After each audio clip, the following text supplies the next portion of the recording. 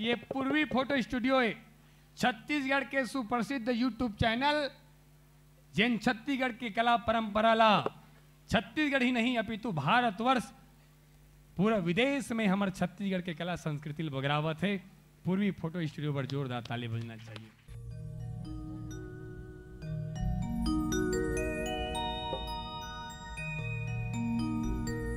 हे गजानन गौरी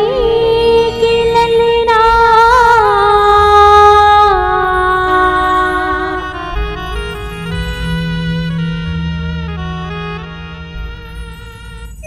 अर्जी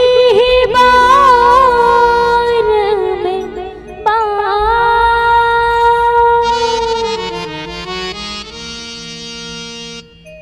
सभा बीच पहुँचो दीवा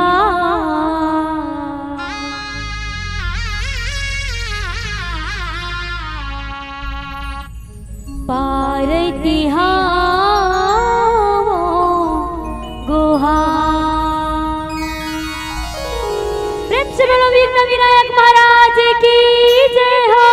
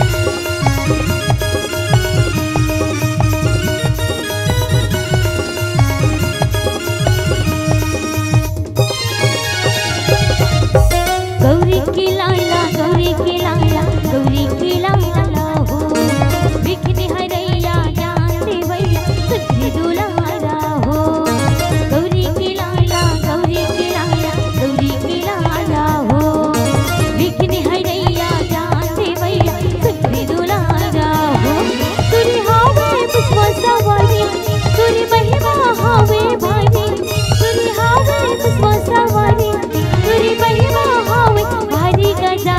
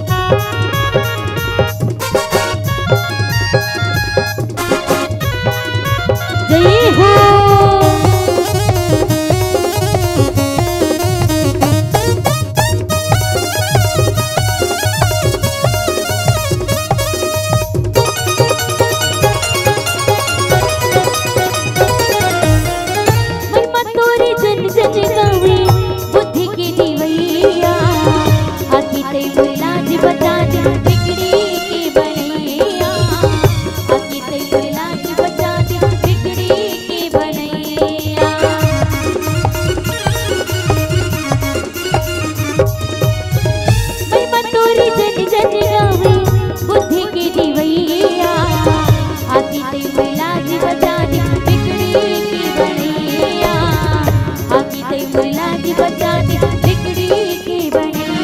तुरी चरण में माथी नवाओ तुरी चरण में माथी नवाओ गजानन गौरी के लाला गौरी के लाला गौरी के लाला हो विघ्न हरैया ज्ञान देवैया सक्र दुलारा हो गौरी के लाला गौरी के लाला गौरी के लाला हो विघ्न हरैया ज्ञान देवैया सक्र दुलारा हो तुरी हावे मुसवा सवारी तुरी महिमा हावे भारी तुरी हावे मुसवा सवारी तुरी महिमा हावे भारी गजानन गौरी के लाला गौरी के लाला गौरी के लाला हो विघ्न हरैया ज्ञान देवैया सक्र दुलारा हो गौरी के लाला गौरी के लाला गौरी के लाला हो विघ्न हरैया ज्ञान देवैया सक्र दुलारा हो गौरी के लाला गौरी के लाला गौरी के लाला हो विघ्न हरैया ज्ञान देवैया सक्र दुलारा हो विघ्न हरैया